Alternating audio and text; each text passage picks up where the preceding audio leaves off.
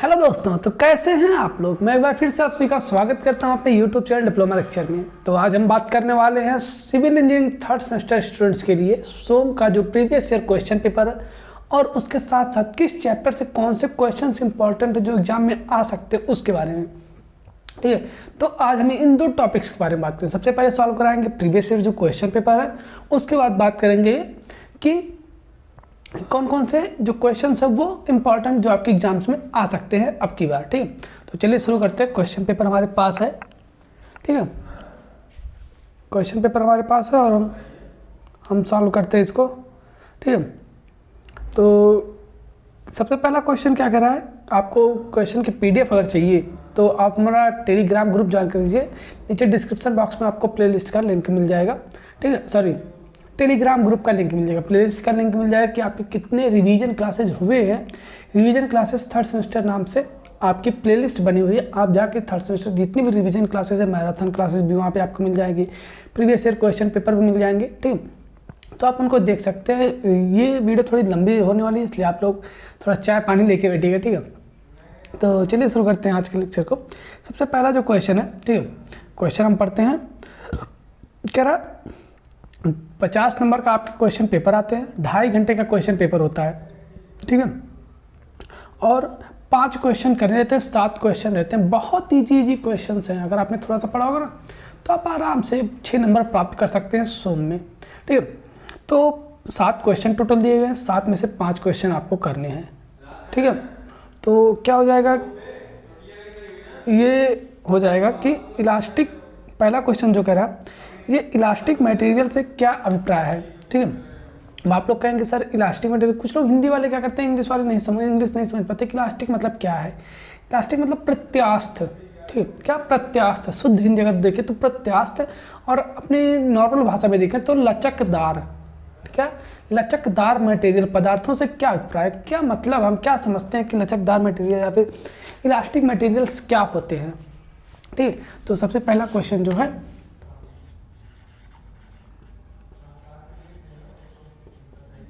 Elastic material कह रहा है कि इससे क्या अभिप्राय है, तो इनके 2 उदाहरण बताइए।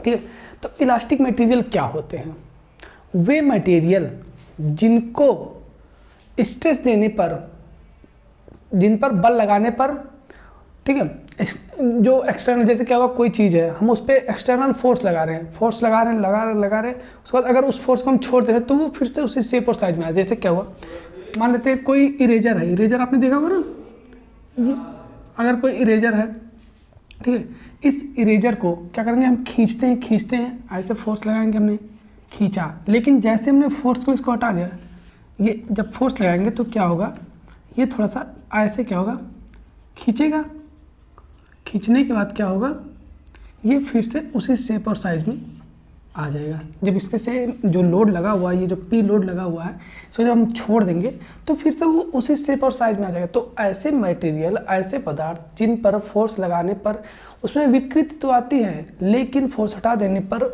वो पुनः अपना शेप प्राप्त कर लेती है, तो ऐसे मटेरियल्स को हम इलास्टिक मटेरियल्स कह देते हैं। इसका सबसे पहला एग्जाम्पल हमारा रबड़ हो गया। ठीक है, रबड़ आपने पढ़ा होगा, 11th में भी पढ़ा होगा रबड़ इलास्टिक मटेरियल, वहाँ पे भी पढ़ा होगा कि इलास्टिक मटेरियल क्या होते हैं, वहाँ पे भी आपने रबड़ का एग्जांपल दिया होगा।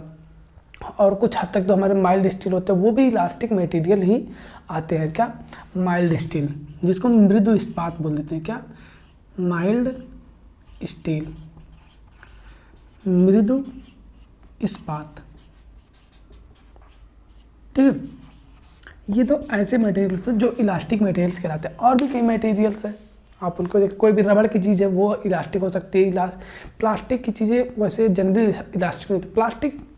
प्लास्टिक मटेरियल होता है, ये इलास्टिक मटेरियल। अब आपको चूँकि ये 4 नंबर क्वेश्चन, ठीक है, 4 नंबर क्वेश्चन, तो आपको यहाँ पे इतने लिखने से तो नंबर मिलेगा नहीं, ये तो आप भी जानते हैं। तो अब आप इसको रिलेट कराएंगे स्ट्रेस और स्ट्रेन से। ठीक, इलास्टिक कांस्टेंट क्या होता है, जिसको हम हुक्स कांस्टेंट भी कहते हैं, वहाँ से इसको रिलेट करा के जब लिखेंगे कि जो इलास्टिक कांस्टेंट होता है कैपिटल ई बराबर, इसको हम ब्लैक से लिखते हैं। ठीक, स्ट्रेस अपॉन में स्ट्रेन। स्ट्रेन को कहीं आपको सिग्मा से देखने को मिलेगा और कहीं पे इसी को, एक सेकंड, आपको अब विजिबल होगा अच्छे से, ठीक है।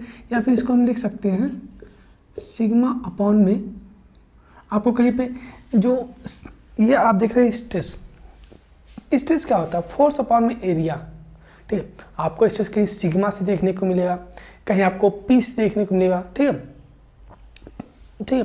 कहीं आपको P बराबर एफ बाई ए देखने को मिलेगा, कहीं सिग्मा बराबर एफ बाई ए देखने को मिलेगा। तो आप चिंता मत होइए, चाहे आप P लिखिए चाहे सिग्मा लिखिए, बात एक ही है। और ये कहीं आपको एप्सिलॉन देखने को मिलेगा और कहीं आपको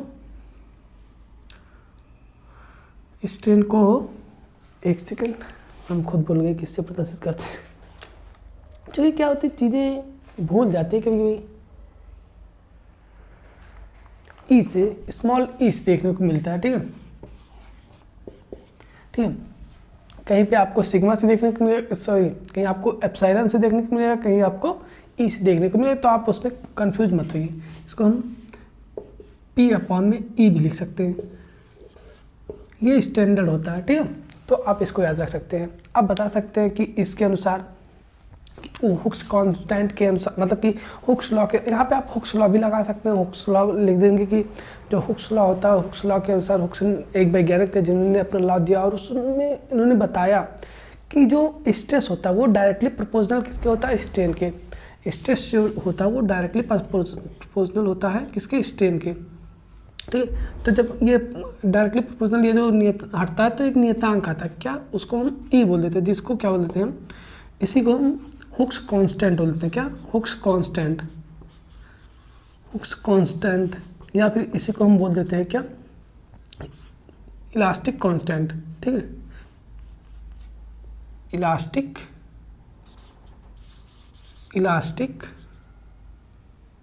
young modulus, sorry young modulus बोल देते हैं, यंग मॉडुलस, या फिर मॉडुलस ऑफ इलास्टिसिटी, मॉडुलस,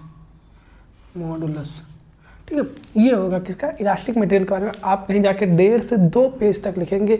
अगर आप लाइन टू लाइन चीज़ें लिखते हैं तो आप अगर एक पेज में, जैसे डाटा वाली चीज़ लिखते हैं, एक पेज में लिखते हैं तो आपको बढ़िया नंबर मिल जाए। लेकिन अगर आप थ्योरी चीज़ें लिखते हैं और उसको एक पेज में लिख के छोड़ देते हैं 4 नंबर क्वेश्चन, तो आपको कभी नहीं 4 नंबर वो देगा, ठीक है। देखिए हम आपको डिमोटिवेट नहीं कर रहे हैं, लेकिन बता रहे हैं जो चीज़ें होती हैं, जो हमारे साथ हुई हैं, वो चीज़ें हम आपके साथ शेयर कर रहे हैं अपने एक्सपीरियंस को।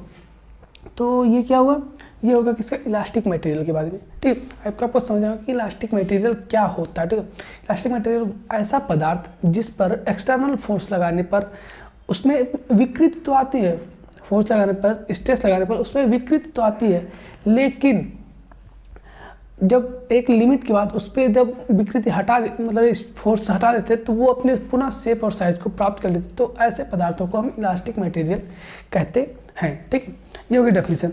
अगर इसका डेफिनेशन मतलब कि लाइन टू लाइन लिखना चाहते हैं तो एक सेकंड हम आपको वो भी बता देते हैं कि इलास्टिक मटेरियल क्या होता है।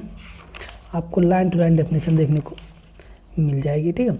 आपको एक पहले चैप्टर में ही, ठीक है, पढ़ाया गया होगा कि इलास्टिक मटेरियल क्या होते हैं, मतलब कि प्रॉपर्टीज हमने पढ़ाया था। अगर आप अभी तक आपने नहीं देखा है, अगर अभी तक आप सभी ने जो पूरी सोम की एक टॉपिक के जो लेक्चर पूरा डिटेल्स में बना हुआ है, आपको डिस्क्रिप्शन बॉक्स में उसका भी प्लेलिस्ट का लिंक मिल जाएगा। आप उसको एक एक वीडियो को भी देख के पढ़ सकते हैं। चूँकि आप सभी का पेपर जो है वो 12 तारीख से है, इसलिए आपसे कोई दिक्कत लेने की ज़रूरत नहीं है। तो फिर सेमेस्टर वालों का पेपर 7 ही तारीख से है, तो इसलिए उनको भी थोड़ा सा उनकी प्रिपरेशन जल्दी करवानी पड़ेगी, ठीक है। तो आप लोग 12 तारीख को है आपका पेपर, आज अभी 26 तारीख है, तो आप सभी के लिए टाइम बहुत है अभी तक, ठीक है। आप चाहे तो एक एक लेक्चर को पढ़ सकते हैं, क्योंकि क्या है, जो लेक्चर्स हैं 40 मिनट, 45 मिनट, 50 मिनट, कोई के लेक्चर 1 घंटे 1.5 घंटे जिसमें न्यूमेरिकल्स कराए गए हैं, वो लगभग ज़्यादा टाइम्स के हैं ड्यूरेशन के, तो आप उसको भी देख सकते हैं और अच्छे से पढ़ सकते हैं। तो अगर इसकी डेफिनेशन हम लिखना चाहें,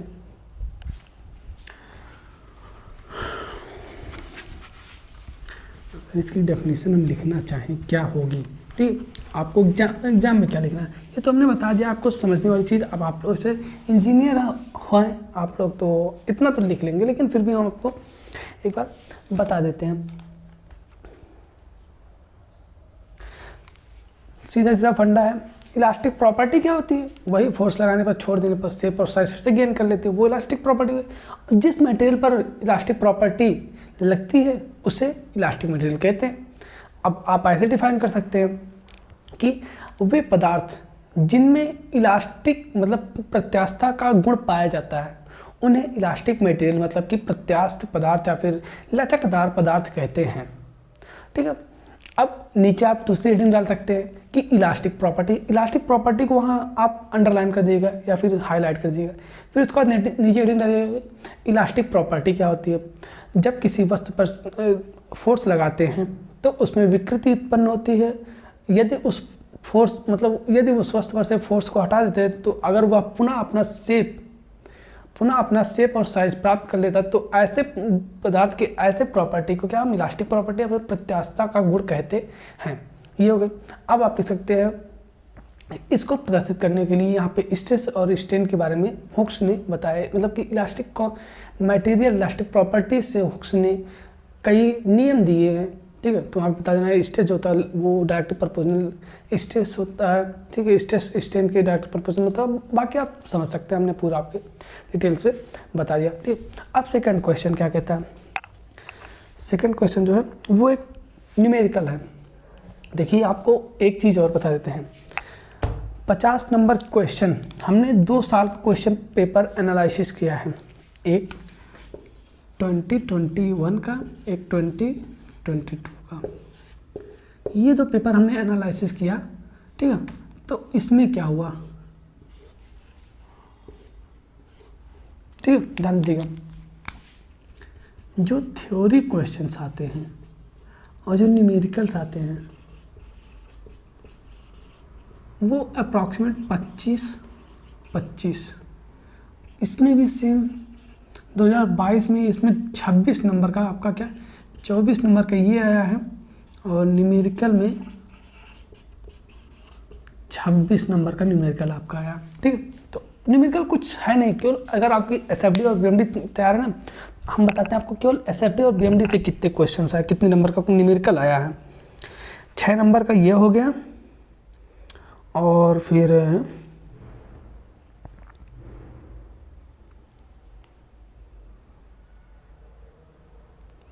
10, 10, 20, 6, 26। यहाँ पे क्या अगर एसएफडी बीएमडी से देखिए एक क्वेश्चन 6 नंबर का एसएफडी बीएमडी से आता है, लेकिन एक क्वेश्चन 6 नंबर का और आया बहुत इजी क्वेश्चन है कि point of maximum bending moment, maximum bending moment का पॉइंट क्या होता है और पॉइंट ऑफ कंट्रास्ट, दो लाइन की डेफिनेशन है। ये भी आपका बेंडिंग मोमेंट चैप्टर से आ गया है सिर्फ। ठीक है। एसएफडी और बीएमडी से पॉइजन रेशियो वॉल्यूमेट्रिक स्ट्रेन आ गया, स्ट्रेस स्ट्रेन से, इतना इजी क्वेश्चन और क्या चाहिए। चलिए सॉल्व कराते हैं, कोई बात नहीं। ठीक है। और एक क्वेश्चन आपका बेंडिंग स्ट्रेस से आया है, 10 नंबर क्वेश्चन है, 10 नंबर एक पेज का सॉल्यूशन है, 10 नंबर क्वेश्चन है। आराम से आप अगर सॉल्व करते हैं एक फार्मूला लगेगा, आराम से आपको नंबर मिल जाएगा पूरा। और एक क्वेश्चन आपका कॉलम से एक क्वेश्चन फिक्स आता है, चाहे वो रैंकाइन थ्योरी से आए, चाहे आपका बोल सकते हैं कि देखिए याद नहीं आ रहा, एक रैंकाइन फार्मूला है और एक, चलिए आप लोग देख लीजिए, अभी बताते हैं। ठीक है। स्लोप डिफ्लेक्शन से आपका न्यूमेरिकल बहुत कम आता है, स्लोप एंड डिफ्लेक्शन से। ठीक है। तो आप लोग परेशान मत होइए। ठीक है।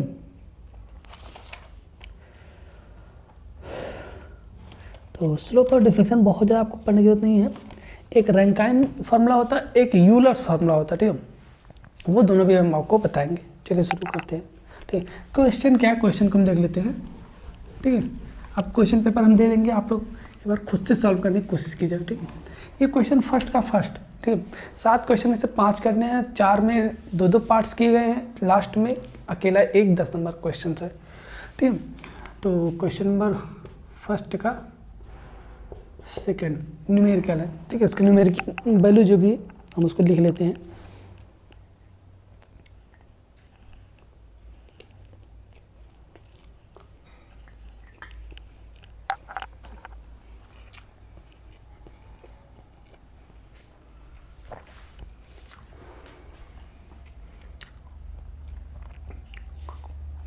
कह रहा है दोनों किनारे शुद्धा लंबित, ठीक है।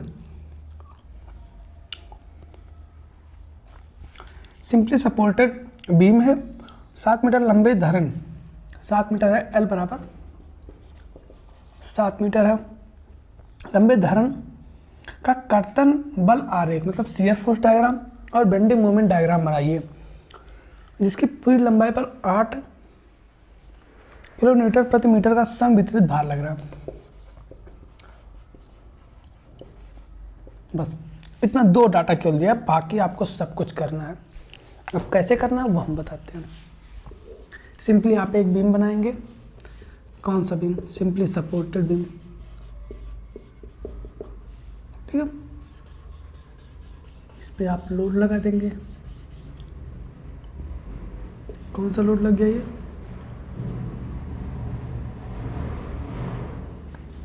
दो चीज दिए कि ना, ठीक है, 8 किलो न्यूटन पर मीटर का point A point B, reaction R A reaction R B, बस इतना डाटा दिया रखा। और 7 मीटर का ये स्पैन दिया है। चलिए सॉल्व करते, जल्दी जल्दी सॉल्व करते, ठीक है, टाइम वेस्ट नहीं करते क्योंकि वीडियो बहुत लंबी जाए। फिर आप लोग ध्यान दीजिएगा, अगर कोई चीज़ नहीं समझ आई तो वीडियो को एक बार रिवाइज करके फिर से देखिएगा पीछे करके, ठीक है। तो 7 मीटर का देगा। अब सबसे पहले आप क्या करेंगे, हम रिएक्शन ज्ञात करेंगे। रिएक्शन कैसे ज्ञात करेंगे, क्या होता है, total upward force equal to total downward force, total upward force equal total downward force. तो R A plus R B upward लग रहा इक्वल टोटल डाउनवर्ड फोर्स, ठीक है। तो कितना लग रहा, 8 किलो न्यूटन प्रति मीटर का क्या लग रहा, यूडी लग रहा। पॉइंट लोड इसमें बदलना पड़ेगा, पॉइंट लोड में बदलने के लिए क्या, डिस्टेंस से मल्टीप्लाई। तो R A plus R B बराबर, इसको थोड़ा सा छोटा और लिख के सॉल्व करते नहीं तो, ठीक है।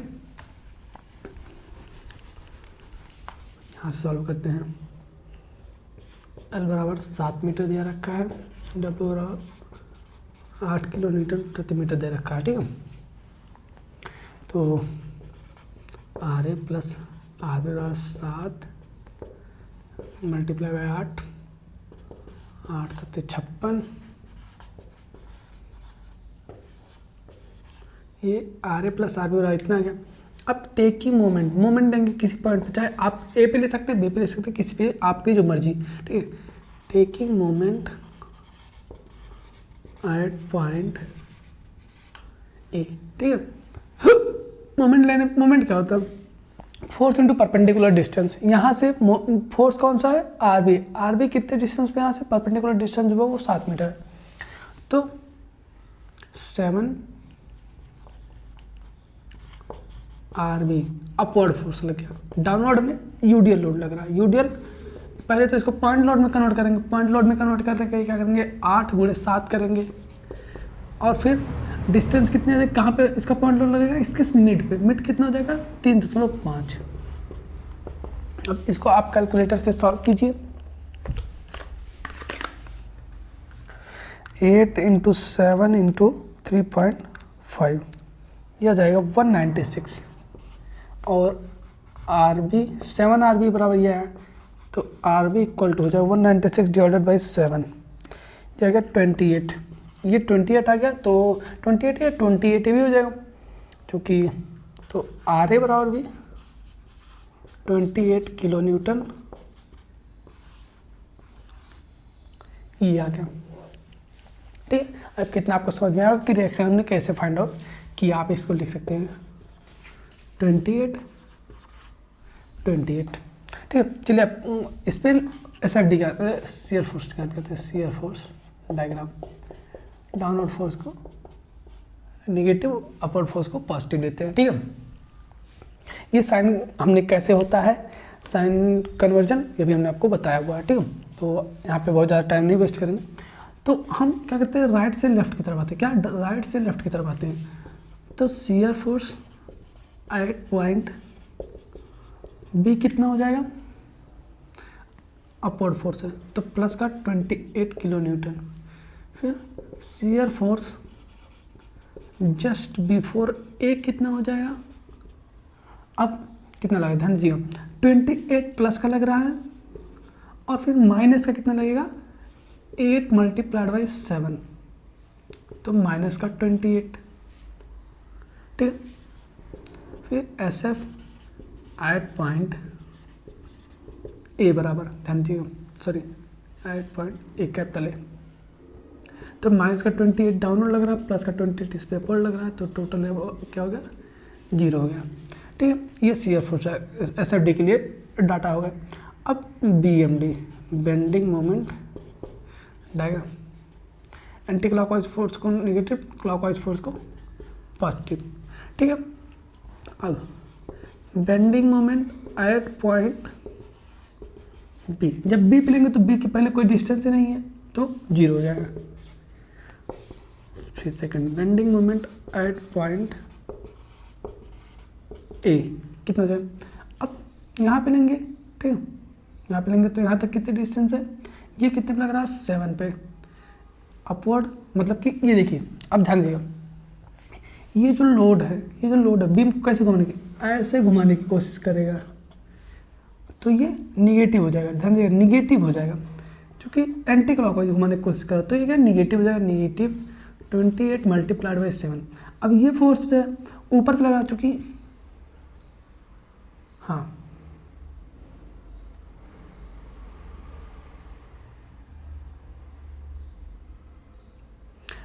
अब चूंकि इस पे फिक्स है तो क्या करेगा, ये ऐसे घुमाने की कोशिश करेगा तो ये क्या हो जाएगा, प्लस का हो जाएगा। प्लस का कितना होगा, अब ध्यान दीजिएगा, प्लस का 8 गुणे में कितना हो जाएगा, 7, और फिर गुणे में कितना हो जाएगा, इसका हाफ, किसका हाफ, ये कैसे हो रहा है, ये हमारे पास, तो आप इसको सेक्शन काट के भी कर सकते हैं, बिना सेक्शन काटे कर रहे हैं, जैसे आपकी इच्छा आप वैसे कर सकते हैं, ठीक, कोई दिक्कत नहीं है। तो हमने डायरेक्ट कर दिया है, minus 28 multiply by 7, 28 multiply by 7 196 multiplied by 7 196, plus में ये 28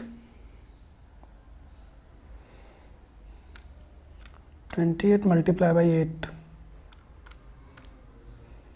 माइनस 196, 28 आ जाएगा, 224 ही आ जाएगा, ये 28 किलो न्यूटन मीटर में आता है, बेंडिंग मोमेंट हमेशा किलो न्यूटन मीटर में आता है। ये डाटा हमारे पास हो गया, एक ये हो गया, ये हो गया, ये हो गया, ये हो गया। अब शियर फोर्स और बेंडिंग मोमेंट डायग्राम आते हैं। आप लोग शियर फोर्स और बेंडिंग मोमेंट डायग्राम जब भी बनाएंगे तो इसके जस्ट नीचे, जैसे इसको डाटा को क्या करते हैं, यहाँ लिखने की कोशिश करते हैं,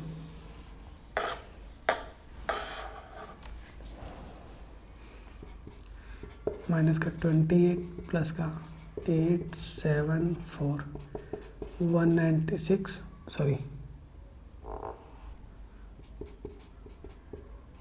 874 माइनस का 196 प्लस 224, ये कितना हो गया, ये हो जाएगा प्लस का 28, ठीक है। अब इसको आप रेफरेंस लाइन लीजिए, बेंडिंग मोमेंट सिर्फ देख रहा है आप, निगेटिव जा रहा है, मतलब कि एक चीज़ आप ध्यान दीजिए, एक चीज़ आपको पता होनी चाहिए, आपका जो बेंडिंग मोमेंट डायग्राम बना है, सिर्फ फोर्स डायग्राम बना है, वो सही है कि गलत है। अगर ये यूडियल लोड लगा है तो जो शियर फोर्स डायग्राम बनता है वो लीनियर बनता है, ठीक, क्या लीनियर बनता है। अगर पॉइंट लोड लगा है तो रेक्टेंगल बनता है, ठीक है, ये चीज़ आपको पता होनी चाहिए। यूडियल लगा है तो लीनियर बनता है, पॉइंट लोड लगा है तो रेक्टेंगल बनता है शियर फोर्स डायग्राम। और सेम बेंडिंग मोमेंट डायग्राम में क्या होता है कि अगर पॉइंट लोड लगा है तो लीनियर बनेगा, क्या बेंडिंग मोमेंट डायग्राम लीनियर बनेगा अगर पॉइंट लोड लगा है। अगर यूडियल लोड लगा है तो वो क्या कर्व बनता है, बेंडिंग मोमेंट डायग्राम। ये दो चीज़ आप याद रखिएगा, ठीक है। हाँ, तो बी पे कितना है, 28, बी पे प्लस का 28 है, और जस्ट बिफोर ए पे कितना है, माइनस का 28। तो ये कुछ इस तरह से हमारा शियर फोर्स डायग्राम बनेगा। ये निगेटिव हो गया, ये पॉजिटिव हो गया, ये एसएफटी हो गया, ठीक है। बी।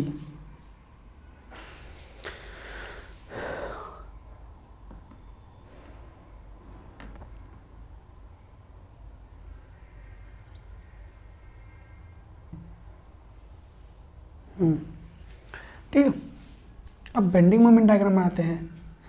तो बेंडिंग मोमेंट डायग्राम जो बनेगा, ध्यान दीजिएगा, ये एसएफडी होगा।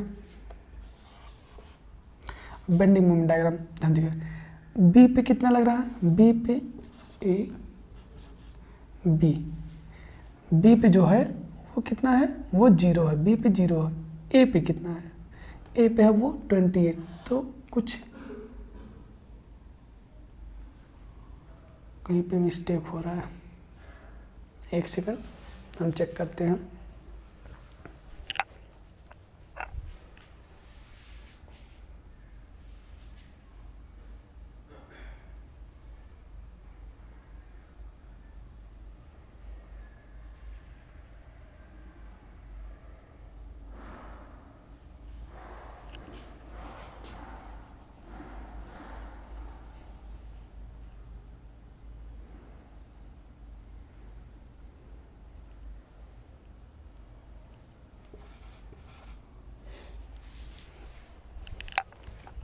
एक सेकंड आप लोग इंतजार वेट कीजिएगा, चेक करके कंफर्म करते हैं, क्योंकि गलत नहीं बताना चाहते हम आपको। ठीक है, गलत बताएंगे तो फिर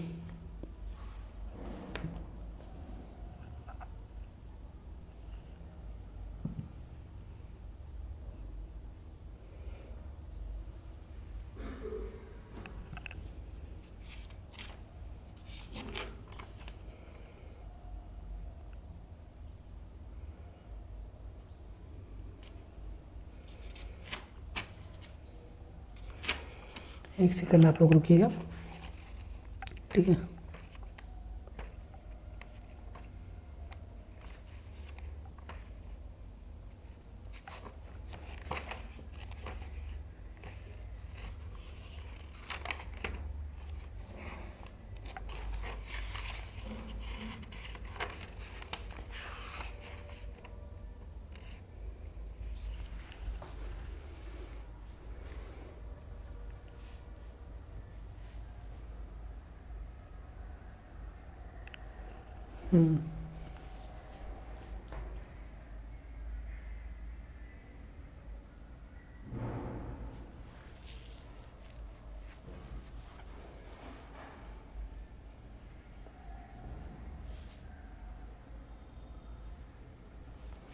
एक सेकंड।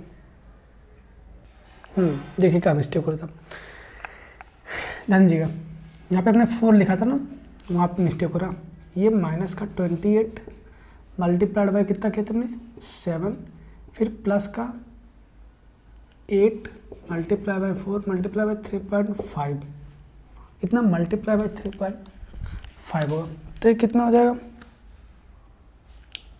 सॉरी 7, 8 मल्टीप्लाई बाई 7 और मल्टीप्लाई बाई 3.5, ये 196, ये माइनस का 196 और प्लस का 196, ये आ जाएगा 0। अब एक चीज़ आप यहाँ पे देखिए, जो सिंपली सपोर्टेड बीम होता है, सिंपली सपोर्टेड बीम के एंड पे हमेशा ध्यान दीजिएगा, अगर सिंपली सपोर्टेड बीम है उसके एंड पे हमेशा क्या होगा, बेंडिंग मोमेंट का जो मान आएगा वो 0 आएगा, बेंडिंग मोमेंट का मान 0 आएगा। तो सर कहेंगे आप इसका बेंडिंग मोमेंट डायग्राम कैसे बनेगा, अब इसका मैक्सिमम बेंडिंग मोमेंट डायग्राम याद करेंगे। ठीक है, मैक्सिमम बेंडिंग मोमेंट डायग्राम याद करेंगे, क्या मैक्सिमम बेंडिंग मोमेंट डायग्राम ज्ञात करेंगे। अब मैक्सिमम बेंडिंग मोमेंट डायग्राम क्या होता है, जहाँ पे शियर फोर्स का मान 0 होगा वहीं पे बेंडिंग मोमेंट का मान अधिकतम होगा। तो मैक्सिमम बेंडिंग मोमेंट क्या होता है, मैक्सिमम बेंडिंग मोमेंट क्या होता है, WL²/8। W कितना है 8, L कितना है 7 × 7, ये आ गया 7 × 49। तो यहाँ पे कहीं प्लस का ये इसके सेंटर पे, तो ये कुछ ऐसे बन जाएगा बेंडिंग मोमेंट डायग्राम हमारा। ठीक है, यहाँ पे 49 आ जाएगा। ठीक है, यही मिस्टेक हो रहा था।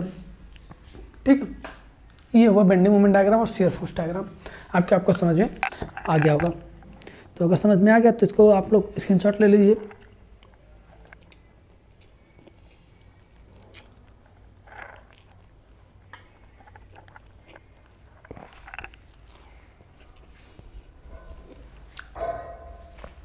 चलते हैं नेक्स्ट क्वेश्चन की तरफ।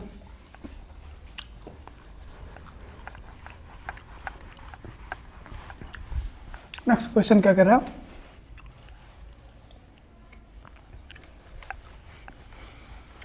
धन पर लगने वाला शियर फोर्स और बेंडिंग मोमेंट से आप क्या समझते हैं।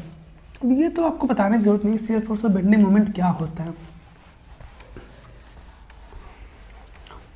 इसकी डेफिनेशन क्या होती है। Shear force at any point, ठीक है, जो होता है shear force at any point. Shear force is the algebraic sum of the at any section. एक मिनट, क्या डेफिनेशन हो जाएगी शियर फोर्स की। Shear force at any section of the beam is the algebraic sum of the right to the, मतलब algebraic sum of the forces acting इधर right of the section इधर left of the section. क्या कर रहा है, shear force जो होता है, ठीक है,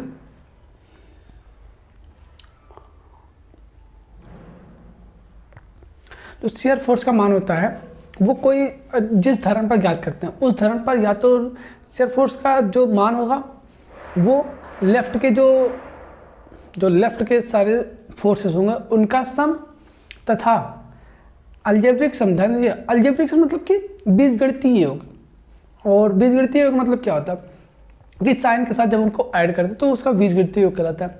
मतलब कोई सेक्शन है, शियर फोर्स, आप डेफिनेशन ध्यान दीजिए, शियर फोर्स अगर पढ़ना ध्यान तक, मतलब कि शियर फोर्स आपको जानना क्या, shear force at any point at any section, shear force at any section of the beam is the algebraic sum of the forces acting इधर राइट ऑफ द सेक्शन और to the left of the section. ये आपकी definition हो गई, आप इसको ध्यान दीजिए।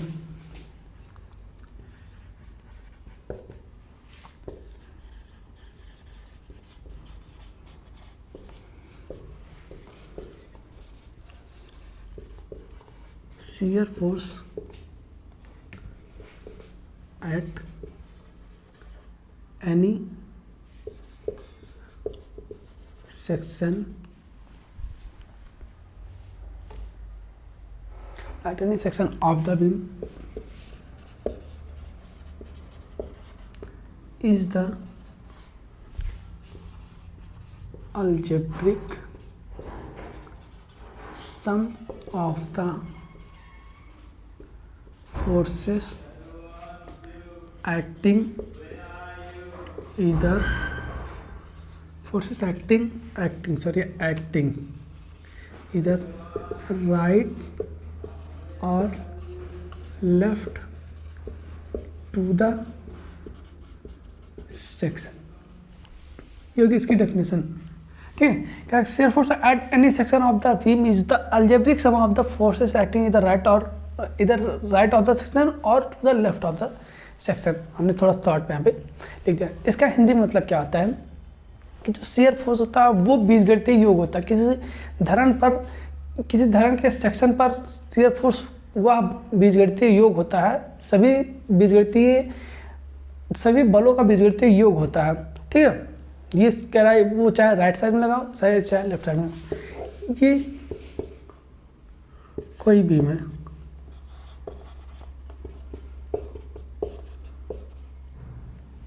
ये अगर यहाँ से हम देखते हैं तो राइट ऑफ द सेक्शन इसका जो बीजगणितीय योग होगा वो शियर फोर्स बना इसका बीजगणितीय योग, या फिर अगर लेफ्ट में देखते तो इसका, या एक ही तरफ में देखें, चाहे लेफ्ट में देखें चाहे राइट में देखें, तो हमारा क्या होता है शियर फोर्स कहलाता है।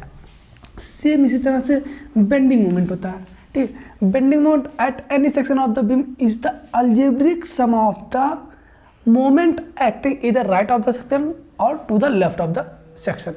यहाँ पे फोर्स की जगह पे क्या मोमेंट हो जाएगा, तो आप इसकी डेफिनेशन लिख सकते हैं। और शियर फोर्स और बेंडिंग मोमेंट में रिलेशन क्या आता है इसको भी लिखना आपको जरूरी है। अगर आप शियर फोर्स और बेंडिंग मोमेंट के बारे में लिखते हैं इतना, चूंकि इतने से तो आपको 4 नंबर मिलेगा ही। तो आपको लिखना पड़ेगा वहाँ पे। तो dm/dx = ये होता है दोनों में relation, shear force and bending moment, shear force and bending moment में रिलेशन। ठीक, ये कैसे आता हमने पूरा वीडियो में बताया हुआ है। ये होगा नेक्स्ट क्वेश्चन। इसके बाद क्या कह रहा, सेकंड का बी कह रहा, उचित स्केच द्वारा अधिकतम नमन घूर्ण का बिंदु मतलब point of maximum bending moment और पॉइंट ऑफ कंट्राफ्लेक्शन। अभी हमने आपको जो शियर फोर्स डायग्राम और बेंडिंग मोमेंट डायग्राम बनाया था उसी से समझते हैं इसको। ठीक है, जब ये थोड़ी देर पहले शियर फोर्स डायग्राम और बेंडिंग मोमेंट डायग्राम बनाया था उसी से समझते हैं इसको कि कैसे होता है।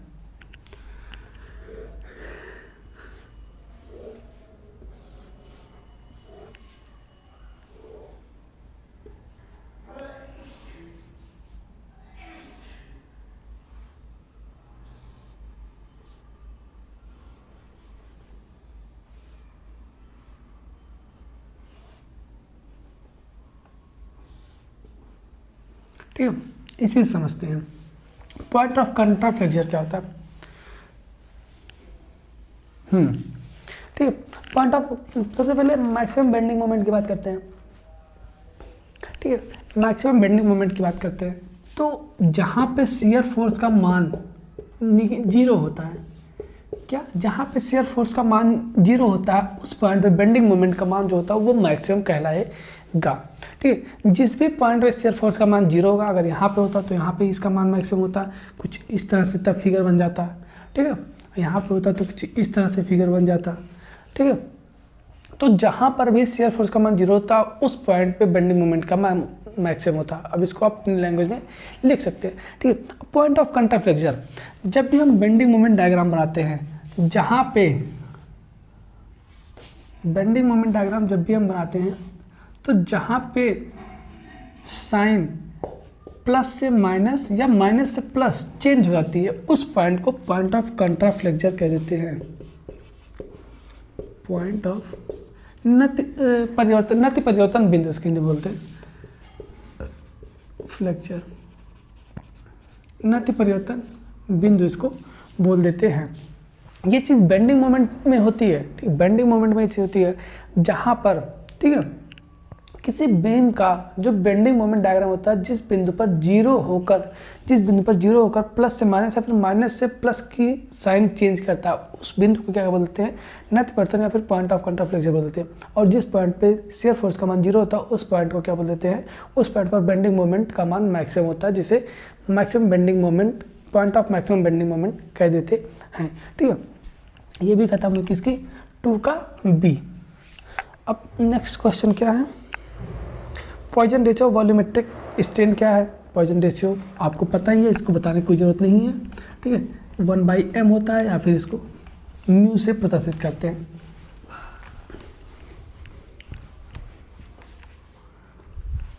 पॉइजन रेशियो थर्ड का ए, पॉइजन्स रेशियो जिसको हम म्यू से प्रदर्शित करते हैं, लेटरल स्ट्रेन अपॉन में लॉन्गिट्यूडनल स्ट्रेन। लेटरल मतलब कि बोल सकते हैं अनुदैर्घ्य विकृति अपॉन में, सॉरी क्या होता है लेटरल मतलब,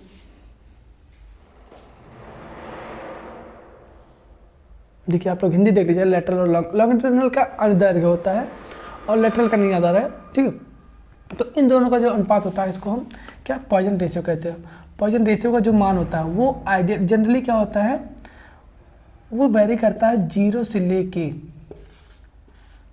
0.5 में, लेकिन ये जनरली वेरी करता है, जनरली क्या करता है, इन दोनों के बीच में वेरी करता है। लेकिन अगर आइडियली देखें तो उसका मान -1 से 0.5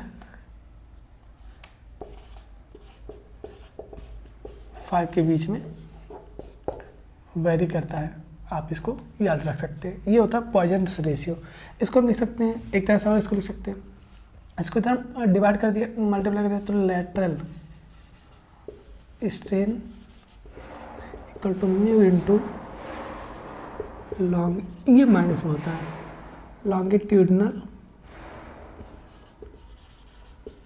स्ट्रेन।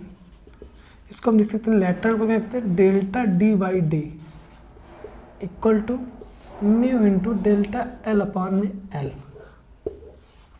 ठीक है, इसको हम 1 अपॉन एम भी लिखते हैं, delta d by d equal to 1 upon M into, इसको लिख सकते हैं ई। ठीक है, या फिर इसको एप्सिलॉन लिख सकते हैं। ये होता है फार्मूला जनरली जो हम यूज करते हैं। ठीक है, 1 upon mu, sorry 1 upon M. ठीक है, तो आपको समझ में आया होगा कि पॉइजन्स रेशियो क्या होता है। अब बात करते हैं अगर किसकी, नेक्स्ट बात करते हैं किसकी, वॉल्यूमेट्रिक स्ट्रेन की। ठीक है, तो वॉल्यूमेट्रिक उसको पार्श्व विकृति कहते हैं, सॉरी याद आ गया, पार्श्व विकृति कहते हैं। ठीक है, अब बात करते हैं वॉल्यूमेट्रिक स्ट्रेन की। तो वॉल्यूमेट्रिक स्ट्रेन क्या होता है, ठीक है, क्या है वॉल्यूमेट्रिक स्ट्रेन। हाँ, बात करते हैं वॉल्यूमेट्रिक स्ट्रेन की। अब ये आपको समझ में आया होगा, दोनों एक ही में, पॉइजन रेशियो वॉल्यूमेट्रिक स्ट्रेन। तो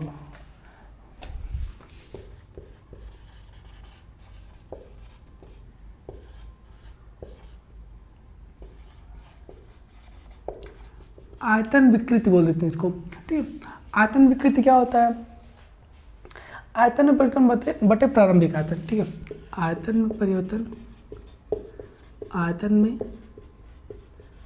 परिवर्तन मतलब चेंज इन वॉल्यूम अपॉन में ओरिजिनल वॉल्यूम, प्रारंभिक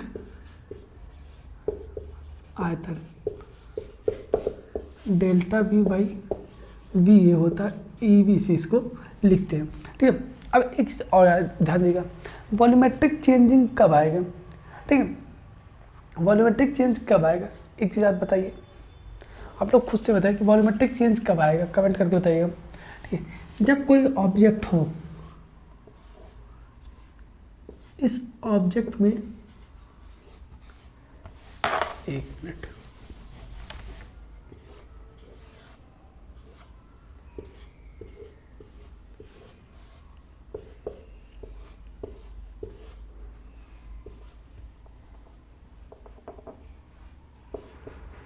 क्या वो तीनों डायरेक्शन से एक्स वाई जेड, या फिर इसको ऐसे बना सकते हैं।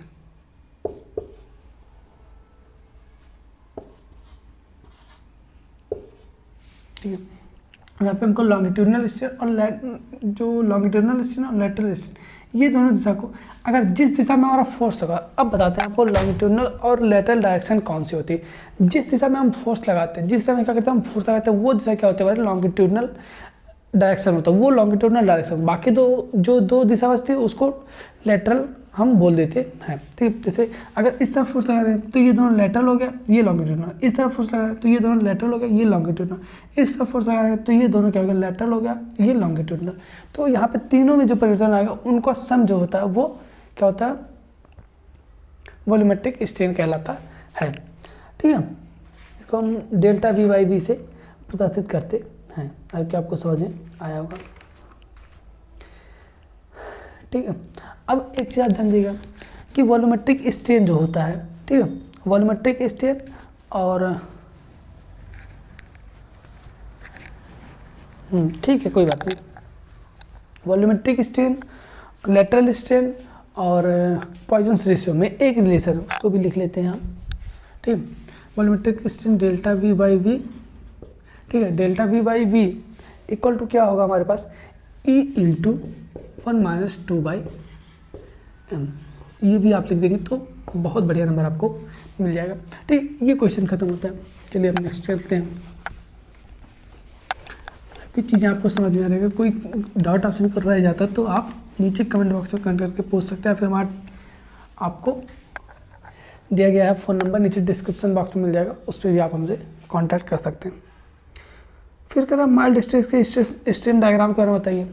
माइल्ड स्ट्रेस का स्ट्रेन डायग्राम ये बहुत इंपॉर्टेंट होता है।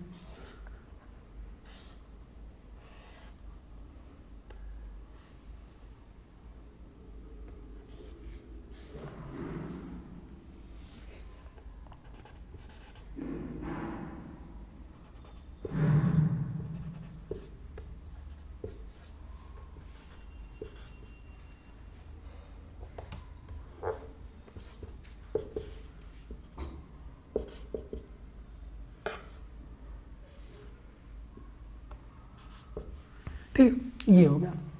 अब ए पॉइंट क्या है, आप ऐसे बनाएंगे, उसके बाद लिखेंगे इधर स्ट्रेस सिग्मा, इधर स्ट्रेन एप्सिलॉन, इधर लिखेंगे point A, limit of proportionality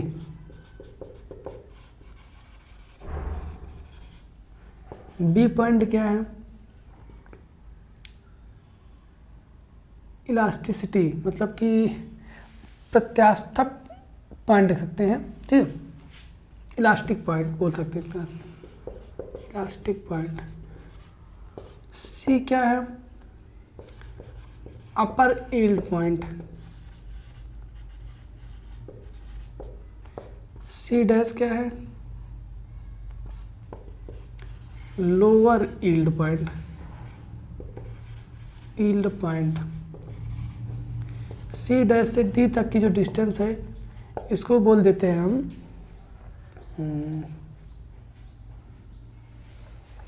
एक सेकंड,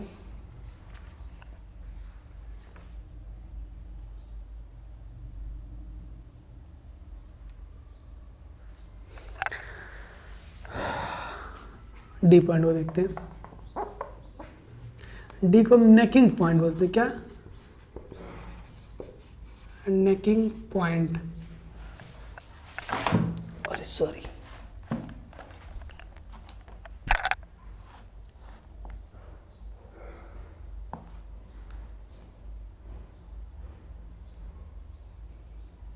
और एफ क्या है, फ्रैक्चर पॉइंट, एफ क्या है, फ्रैक्चर। ये मैक्सिमम स्ट्रेस, यहाँ पे अल्टीमेट स्ट्रेस होता है और ये फ्रैक्चर पॉइंट होता है, ठीक है। ये क्या होगा हमारा,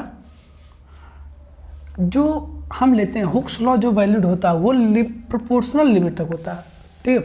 हुक्स लॉ जो वैलिड होता है, जो हमारा स्ट्रेस स्ट्रेन कर्व हो जाता है, वो यहीं तक क्या होता है, इलास्टिक मटेरियल तक अगर कोई मटेरियल खींचेंगे वो क्या होगा, यहाँ तक अगर मटेरियल को हम खींच रहे बी पॉइंट, ये ए बी सी जनरली क्या होता है, एक पास बहुत नज़दीक पॉइंट होता है, इसलिए इसको एक पॉइंट कहीं कि आपको देखने को मिलेगा। तो ठीक है, आप इसका स्क्रीनशॉट एक बार ले लीजिए, फिर हम चलते हैं नेक्स्ट। ये कुछ इस तरह से बना के आपको लिखना पड़ेगा। ये माइल्ड स्टील के लिए Fe415, माइल्ड स्टील Fe415, ठीक है। अब चलते हैं नेक्स्ट क्या, ये रहा माइल्ड स्टील डायग्राम। एक क्वेश्चन है नेक्स्ट, ध्यान दीजिए, बहुत इंपॉर्टेंट क्वेश्चन है, ये बेंडिंग स्ट्रेस वाले चैप्टर से है। इसके बाद अभी वीडियो थोड़ी सी लंबी हो रही है, ठीक है, आप लोग थोड़ा धैर्य बनाए रखिए।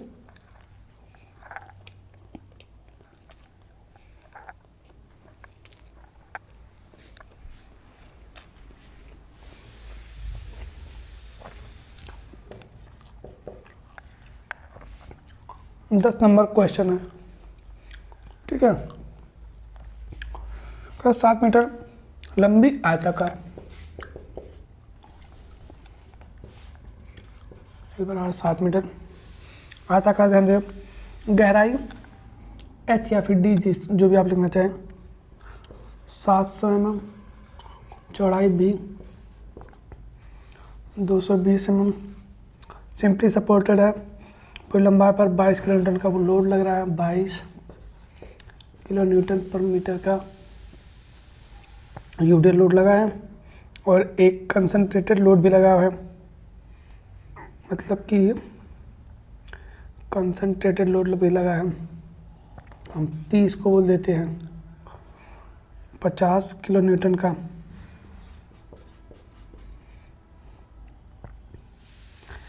बाएं सपोर्ट से 3 मीटर की दूरी पर ये लग रहा है, बाएं से 3 मीटर की दूरी पर लग रहा है। मैक्सिमम बेंडिंग स्ट्रेस ज्ञात करना है।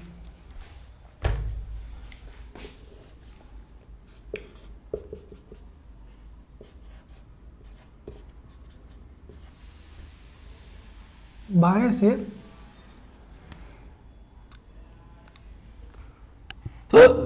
सॉरी यहाँ से ये लग रहा है 50, पूरी स्पान पर लग रहा है ना यूडियल, पूरी लंबाई पर यूडियल लग रहा है।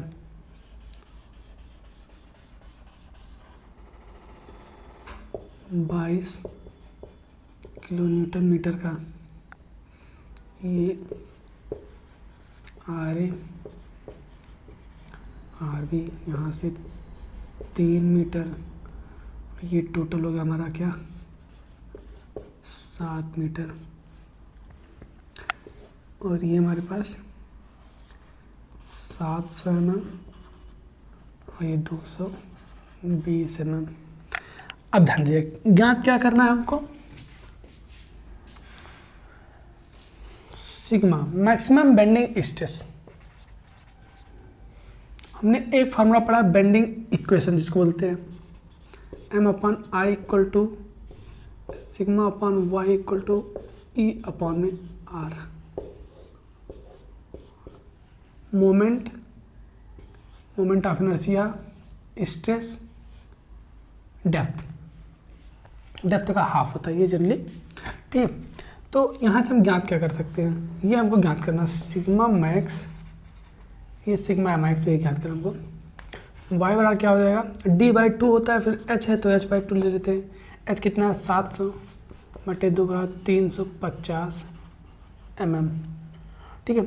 I ज्ञात करेंगे, चूँकि रेक्टेंगल है तो BH³ अपॉन में 12, B कितना है 220, H कितना है 700 का क्यूब अपॉन में 12, जितना भी आएगा अभी लिखते काउंट करके, ठीक है।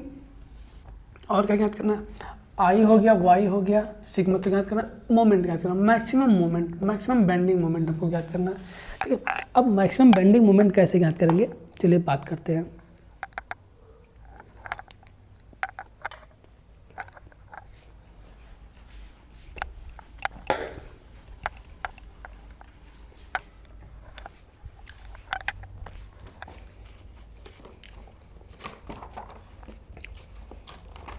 मैक्सिमम बेंडिंग मोमेंट अब हमको ज्ञात करना है।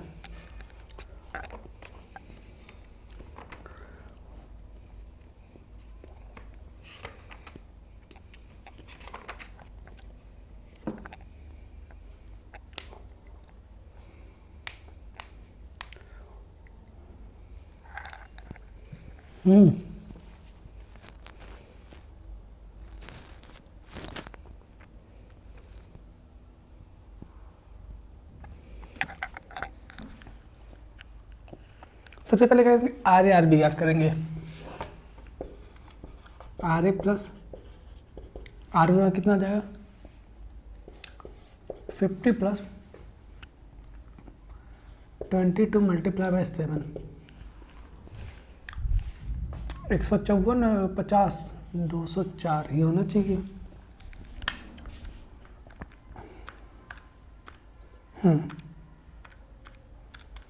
204 ठीक है। अब एक पॉइंट पे किसी मोमेंट लगेंगे, taking moment at point A, taking moment at point ए पे मोमेंट लेने पर क्या होगा, ये कितना हमारे पास 3 मीटर डिस्टेंस पे कितना लग रहा, सबसे पहले उसको लिखते हैं 7 RB बराबर 3 × 50 प्लस 22 × 7 × 3.5, 22 × 7 × 3.5 प्लस 5 × 15 150, 689 689 7 आर बी बराबर डिवाइडेड बाई 7, 98.42 किलो न्यूटन। तो इस हिसाब से आर ए बराबर क्या हो जाएगा, 204 में से माइनस कर देंगे 105.57। कैलकुलेशन आप चेक कर लीजिएगा, ठीक है। कहीं कोई मिस्टेक अगर होती है तो आप लोग देख लीजिएगा, क्योंकि जल्दी से जल्दी हमको कराना है। आर ए और आर बी की वैल्यू हमको यहाँ से पता चल गई, ठीक है। अब क्या करेंगे, किसी एक पॉइंट से इसको पॉइंट ए, अब बी पॉइंट से क्या करते हैं, हम एक्स दूरी पे मान लेते हैं कि हमारा वहाँ पे मैक्सिमम बेंडिंग मोमेंट लगेगा, ठीक है। बी पॉइंट से मान लेते हैं, ये सी पॉइंट मान लेते हैं, यहाँ पे कोई डी पॉइंट मान लेते हैं, एक्स एक्स सेक्शन है, यहाँ पे क्या होगा, बेंडिंग मोमेंट मान लेते हैं हमारा मैक्सिमम होगा। मान तो वहाँ पे क्या होगा, बेंडिंग मोमेंट मैक्सिमम हमारा होगा, ठीक है। बी से एक्स दूरी पे मान लेते हैं, बेंडिंग मोमेंट जो होगा वो मैक्सिमम होगा। तो एम एक्स, अब एक्स पे क्या करेंगे, हम मोमेंट ज्ञात करेंगे। तो एम एक्स पर क्या हो जाएगा, आर बी इंटू एक्स, ठीक है। आर बी इंटू एक्स की है तो ऊपर आप माइनस करेंगे, जब नीचे वाला प्लस की तो ऊपर आप माइनस करेंगे, जाहिर सी बात है, अभी हमने आपको बताया थोड़ी देर पहले, ठीक है। तो आर बी इंटू एक्स और इंटू में क्या हो जाएगा, ध्यान दीजिएगा, 22 into x by 2, 22 into x by 2, 22 into x by 2, ठीक है। 22 इंटू एक्स बाई 2, ये हमारा हो गया क्या, ठीक है। अब ज्ञात करते हैं ये कितना, आर बी कितना हमारे पास, आर बी निकल गया 98.42 एक्स माइनस 11 एक्स स्क्वायर, ये निकल के हमारे पास आया। अब क्या करेंगे, इसको हम डिफ्रेंशिएट करेंगे। जब डिफ्रेंशिएट करेंगे, आपको डिफ्रेंशिएट करना आराम आता होगा कि चूँकि आपने पढ़ा हुआ है, डी एम एक्स के रिस्पेक्ट में क्या करेंगे, इसको डिफ्रेंशिएट करेंगे तो ये 98.42 हो जाएगा माइनस ये 22 एक्स हो जाएगा, ठीक है। 98.42 माइनस क्या हो जाएगा, 22 एक्स हो जाएगा, ठीक है। चूँकि क्या होता है कि जो बेंडिंग मोमेंट का अधिकतम मान कर क्या, d M by d x हमको जीरो रखना पड़ेगा। जब हमको मैक्सिमम ज्ञात करें तो d M by d x का मान क्या करेंगे हम, अब जीरो रखेंगे। तो मैक्सिमम के लिए, एम मैक्सिमम के लिए d M by d x बराबर जीरो, तो जीरो और 98.42 माइनस 22 एक्स, तो 22 एक्स बराबर 98.42 एक्स बराबर 98.42 डिवाइडेड बाई 22, तो ये जाएगा 4.47 मीटर। वहाँ से बी से 4.47 इतनी दूरी पर क्या होगा हमारा जो मैक्सिमम बेंडिंग मोमेंट आएगा। अब क्या करेंगे, इस फार्मूले में रख देंगे तो हमारा मैक्सिमम बेंडिंग मोमेंट आ जाएगा 98.42 मल्टीप्लाई बाई 4.47 और माइनस 11 4.47 का स्क्वायर। तो इसको हम सॉल्व कर लेते हैं।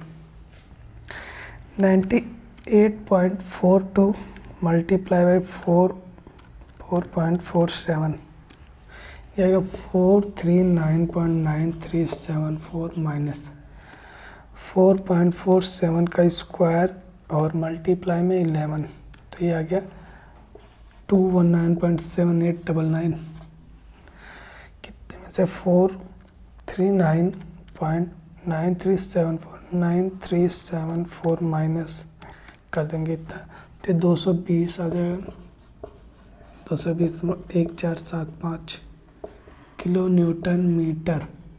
ये मैक्सिमम बेंडिंग मोमेंट आ गया एम मैक्स, ठीक है। ये सारी वैल्यू हमारे पास। अब इसको सॉल्व कर लेते हैं। मोमेंट ऑफ इनर्शिया इनटू में 700 का क्यूब और डिवाइड में 12, ये आ जाएगा 628833 फिर 333 इतना mm की पावर 4।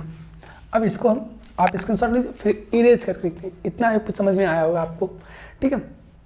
पहले डाटा हमने लिख लिया, उसके बाद क्या किया आर ए आर बी निकाल के बाद क्या किया मैक्सिमम बेंडिंग मोमेंट क्या किया, वहाँ से मान लिया एक्स दूरी पे क्या होगा मैक्सिमम बेंडिंग मोमेंट होगा, उस पॉइंट हमने मैक्सिमम बेंडिंग मोमेंट याद किया, उसके बाद उसको डिफ्रेंशिएट किया, डिफ्रेंशिएट करने के बाद एक्स पर d M by d x पर जीरो रख दिया, इसको रखने के बाद एक्स की वैल्यू आ गई, एक्स की वैल्यू याद करने के बाद हमने इस इक्वेशन में क्या किया एक्स की वैल्यू रख दिया, हमारे पास मैक्सिमम बेंडिंग मोमेंट निकल के आ गया। अब चलिए शुरू करते हैं, सॉल्व करते हैं। सारा डाटा हमारे पास आ गया, ठीक है, ये हो गया। अब इसको हम इरेज करते हैं, मिटाते हैं।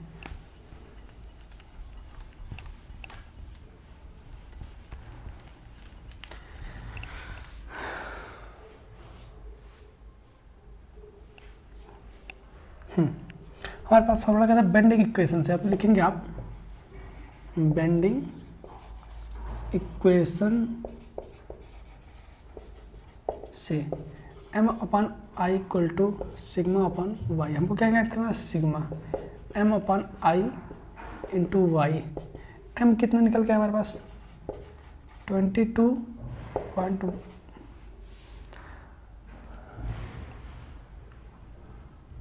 अब आप ध्यान दीजिए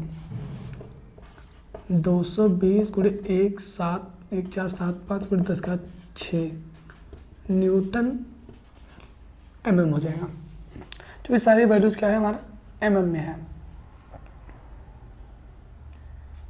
10⁶ पाउंड में आई 62883333 और y का मान हमारे पास कितना है 350। अब इसको सॉल्व कर लीजिएगा आप लोग, ठीक है, हम देख लेते हैं एक बार।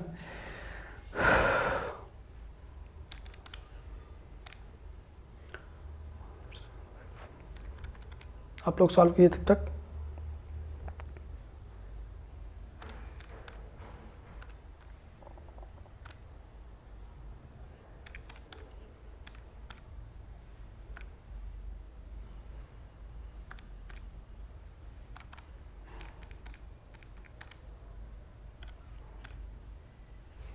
ये समथिंग निकल के आ रहा है 12.25।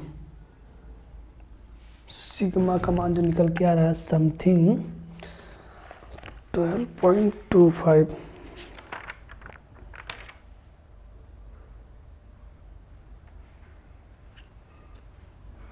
आप लोग चेक कर लीजिएगा एक बार, कहीं पे कोई मिस्टेक ना हो, ठीक है।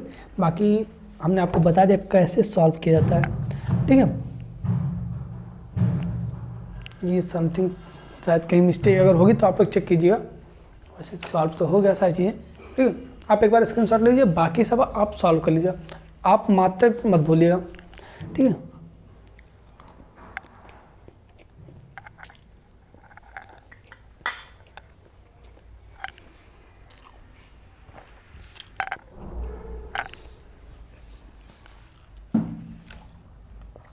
अब चलते हैं नेक्स्ट क्वेश्चन की तरफ।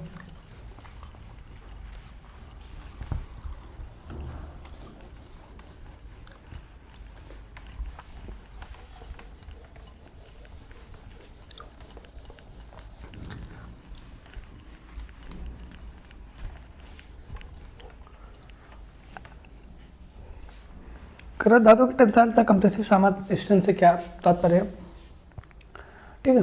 जो टेंसाइल स्ट्रेंथ क्या होता है, कंप्रेसिव स्ट्रेंथ क्या होती है।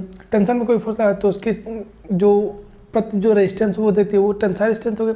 कंप्रेसिव में जो रेजिस्टेंस देती है वो क्या हो गई कंप्रेसिव स्ट्रेंथ हो गई, ठीक है। बाकी आप लिख सकते हैं इसके बारे में अच्छे से। कह रहा है धातु के स्ट्रेस स्ट्रेन के संदर्भ में तापक्रम का क्या प्रभाव पड़ता है। इसके लिए एक फार्मूला आता है, ठीक है, उस फार्मूले को हम देख लेते हैं, ठीक है। पहले दो क्वेश्चन हो रहा है उसको देख लेते फिर इसको देखते, ठीक है। क्या जड़ता आघूर्ण मोमेंट ऑफ इनर्शिया क्या है, इनर्शिया क्या होता है। अब चलिए बात करते हैं, ठीक है। ये दो क्वेश्चन है, इसको सॉल्व करते हैं फिर इस पर आते हैं। कह रहा है सबसे पहले जड़त्व आघूर्ण क्या होता है, मोमेंट ऑफ इनर्शिया क्या होता है। सबसे पहले तो आप बताइए जड़त्व क्या होता है, आप लोग बताइए कि जड़त्व क्या होता है, ठीक है।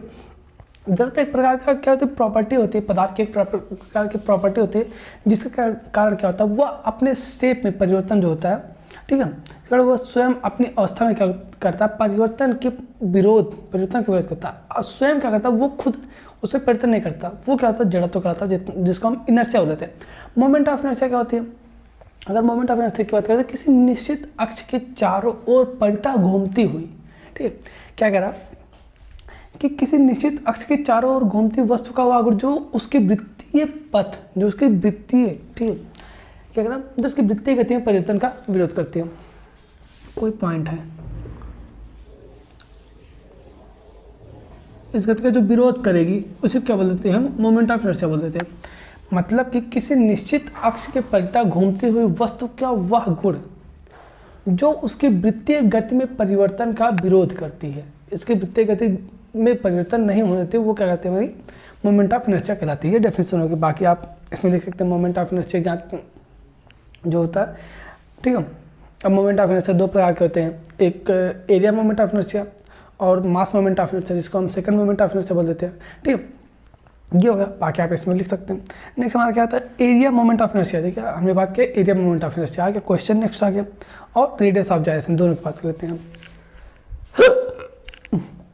अब क्या आप लोग मोमेंट ऑफ इनर्शिया के डेफिनेशन लिख लेंगे।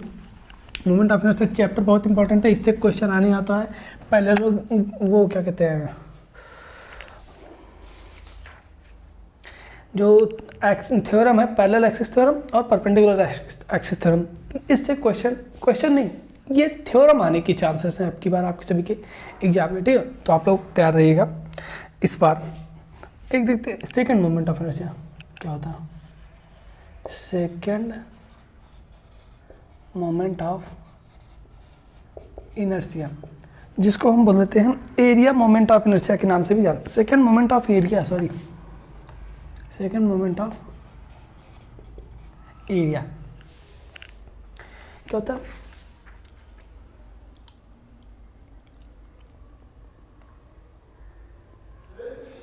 किसी अक्ष के परितः एक क्षेत्रफल का जड़ तो आघूर्ण, ठीक है, या उसका जो द्वितीय आघूर्ण होता है, क्षेत्रफल से अक्ष, क्षेत्रफल तथा अक्ष से उसकी दूरी के वर्ग के गुणनफल के बराबर होता है।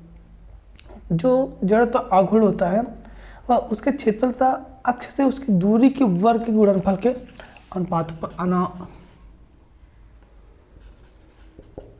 अनुक्रमानुपाती होता है, ठीक है, अनुक्रमानुपाती होता है। ये डेफिनेशन हो गया। क्या कह रहा है? किसी अक्ष के सापेक्ष एक क्षेत्रफल का जड़ तो आघूर्ण होता है, किसी अक्ष के सापेक्ष, ध्यान देंगे, कोई अक्ष के सापेक्ष, ठीक, कोई अक्ष के सापेक्ष, ये कोई एक्सिस मान लेते हैं, इस एक्सिस के अबाउट क्या करता है, यहाँ पे हमको कोई मोमेंट ऑफ इनर्शिया ज्ञात करना है, ठीक है। तो इसके एरिया के तथा इसकी दूरी की जो होगा, अक्ष से इसकी दूरी के वर्ग के, एक्स लेते हैं, आर लेते हैं, जो भी लेते हैं, दूरी के वर्ग के गुणनफल के अनुक्रमानुपाती, या फिर बोल सकते हैं गुणनफल के बराबर होता है। ये होगा सेकंड मोमेंट ऑफ इनर्शिया, ठीक है। सेकंड मोमेंट ऑफ इनर्शिया, ए के, ये डिस्टेंस हम के भी ले सकते हैं, ठीक है, इसको ऐसे कर सकते हैं, इसका एरिया ए है, ये दो एक्सिस बना लेते हैं, ठीक है। अब यहाँ से इसकी पॉइंट ले लेते हैं, ये डिस्टेंस के मान लेते हैं, और यहाँ पे इसका सी जी मान लेते हैं, तो ये डिस्टेंस ये K1 ये K मान लेते हैं। तो इसके द्वारा क्या करते हैं, हम ज्ञात करते हैं सेकंड मोमेंट ऑफ इनर्शिया, या फिर moment of second moment of area, ठीक है।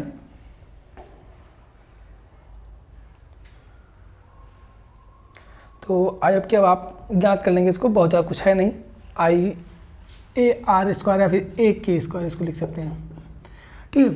क्या हो जाएगा, ए के स्क्वायर, ये moment of inertia, sorry moment of inertia, ये एक्स एक्स और वाई वाई के दोनों के रिस्पेक्ट में हम निकाल सकते हैं, ठीक है। तो ये हो गया। नेक्स्ट क्वेश्चन में पूछा रेडियस ऑफ जायरेशन क्या होता है, ठीक है, रेडियस ऑफ जायरेशन क्या होता है। तो जो जिसको हम परिभ्रमण त्रिज्या कहते हैं, किसी घूर्णन अक्ष की परितः किसी पिंड की परिभ्रमण त्रिज्या जो होती है, इसको के से परिभ्रमण त्रिज्या को के से प्रदर्शित करते हैं, ठीक है। ये जो परिभ्रमण त्रिज्या होती है, ये, ठीक है, परिभ्रमण त्रिज्या अक्ष से मापी गई वह दूरी होती है, इस एक्सिस से मापी गई वह दूरी, वही जो माप रहे हैं ना, कि माप रहे हैं, तो यह वह दूरी है, एक्सिस से मापी गई वह दूरी है, जिसको अगर हम स्क्वायर करके मोमेंट से गुणा कर दें तो हमको मोमेंट ऑफ इनर्शिया प्राप्त हो जाता है, जिसका स्क्वायर करके अक्ष से मापी गई वह दूरी, रेडियस ऑफ जाइरेशन अक्ष से मापी गई वह दूरी है जिसका अगर हम स्क्वायर करके मोमेंट से मल्टीप्लाई कर देते हैं तो वह मोमेंट ऑफ इनर्शिया हमको दे देता है। ठीक है, ये क्या होता है, रेडियस ऑफ जाइरेशन होता है। ठीक है, यहाँ से के का हम फॉर्मूला निकाल सकते हैं, आई बराबर एम अंडर रूट में, ये मोमेंट ऑफ जाइरेशन हो गया। नेक्स्ट आपका 7वां एक क्वेश्चन है जो रैंकाइन थ्योरी और आप यूलर्स दो थ्योरी की बेसिस पे है। यहाँ पे क्या कहता है, बकलिंग लोड दिया गया है। ठीक है, आपका बकलिंग लोड दिया, बकलिंग लोड क्या होता है ये हमने आपको डिटेल्स में वीडियो में बात किया। यहाँ पे हम ये क्वेश्चन को सॉल्व नहीं करा रहे। ठीक है, क्वेश्चन इस पे आएगा जरूर। ठीक है, आप लोग सॉल्व कर लीजिए। थोड़ा सा हमको इसमें कहीं ना कहीं कुछ प्रॉब्लम लग रही थी, इसलिए हम इसको सॉल्व नहीं की। ठीक है, सॉल्व नहीं करा रहे हैं, लेकिन आप तैयार कर लीजिएगा जरूर, क्योंकि इससे एक क्वेश्चन 10 नंबर का फिक्स है। आपके एग्जाम में तो आएगा ही आएगा, 10 नंबर क्वेश्चन फिक्स है। ये 2 साल से हम देख रहे हैं, ये क्वेश्चन हमेशा आ रहे हैं। कम से कम 25 नंबर के केवल आपके न्यूमेरिकल आ रहे हैं सोम में। 25 नंबर सोच रहे हैं, 50 में से 25-26 नंबर के आपके न्यूमेरिकल आ रहे हैं। अगर आपका न्यूमेरिकल पोर्शन तैयार है, न्यूमेरिकल पोर्शन में क्या आपको तैयार करना, बेंडिंग स्ट्रेस तैयार कर लीजिए और शेयर फोर्स डायग्राम और बेंडिंग मोमेंट डायग्राम तैयार करिए और एक यूलर्स और रैंकाइन थ्योरी से तैयार कर लीजिए। ये तीनों अगर आप तैयार करते हैं, ये बहुत इंपॉर्टेंट है तीनों चैप्टर। अगर ये तैयार करते हैं, अगर ये तीनों चैप्टर ही तैयार कर लेते हैं ना, तो बस आप पासिंग मार्क अगर आपको चाहिए तो आपको अच्छे से मिल जाएगा, पासिंग मार्क से भी बढ़िया नंबर आपको मिल जाएगा। लेकिन अगर आप अच्छा नंबर प्राप्त करना चाहते हैं, 40-45 के अराउंड जाना चाहते हैं, तो आपको सारे चैप्टर्स पढ़ने पड़ेंगे। ठीक है, तो ये हुआ। अब एक क्वेश्चन हमने छोड़ा कि स्ट्रेस स्ट्रेन संदर्भ में तापक्रम का क्या प्रभाव पड़ता है, मतलब कि इसको हम तापीय स्ट्रेस बोलते हैं। तापीय स्ट्रेस क्या होता है, चलिए उसके बारे में अब बात कर लेते हैं, तापीय स्ट्रेस के बारे में।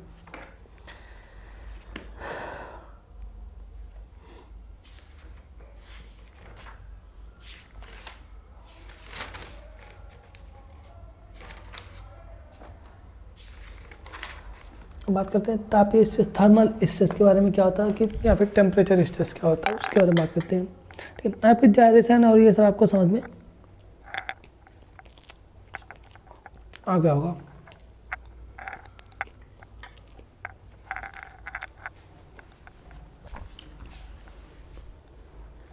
ये आपको आई होप समझ में आया होगा।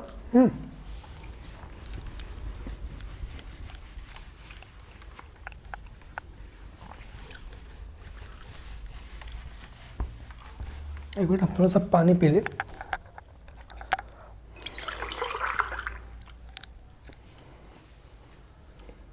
घंटे 13 मिनट की वीडियो हो गई।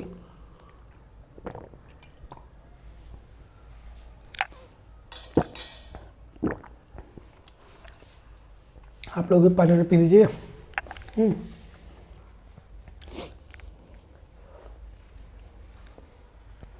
तापीय स्ट्रेस क्या होता है कि कोई रॉड है, रॉड ले लीजिए, रॉड के लेके चलते हैं, क्या करते हैं दोनों तरफ से जकड़ देते हैं, उसका नीचे से उसमें हीट देते हैं, तो वो क्या करेगा, भागने फैलने की कोशिश करेगा, मतलब कि उस पर टेंशन आएगा, लेकिन वो दोनों तरफ से जो जकड़ा हुआ है वो दोनों की तरफ से क्या करेगा, उसको कंप्रेस करेगा। तो उस टेंशन, जो वो टेंशन आ रहा है, उस टेंशन को रेजिस्ट करने वाला जो हमारा स्ट्रेस होता है उसी को क्या बोल देते हैं हम, टेम्परेचर स्ट्रेस बोल देते हैं। अगर इसकी डेफिनेशन देखना चाहे तो डेफिनेशन आप लोग देख सकते हैं। ठीक है, आप लोग डेफिनेशन लिख लीजिए कि किसी क्षण में तापांतर के कारण उत्पन्न हुए प्रतिबल, ठीक है, किसी क्षण में तापांतर के कारण उत्पन्न हुए प्रतिबल को तापीय प्रतिबल कहते हैं, जबकि, ठीक है सॉरी, जबकि उसके दोनों एंड फिक्स्ड हैं। ठीक है, क्या अगर इंग्लिश में देखा जाए, व्हेन अ रॉड और बार, हम रॉड बार कुछ भी देख सकते हैं, when a rod is gripped, ठीक, rod is gripped at the both ends, the stress developed in the bar, the stress developed in the bar due to the temperature difference is called temperature stress. ठीक है, आप definition लिख सकते हैं। ठीक है, हम डेफिनेशन लिख देते हैं, when a rod is gripped, temperature stress,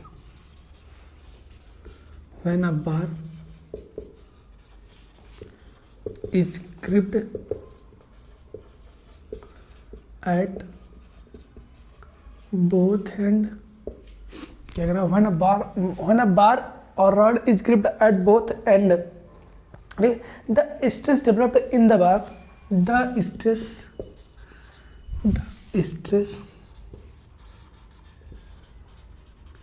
developed in the bar due to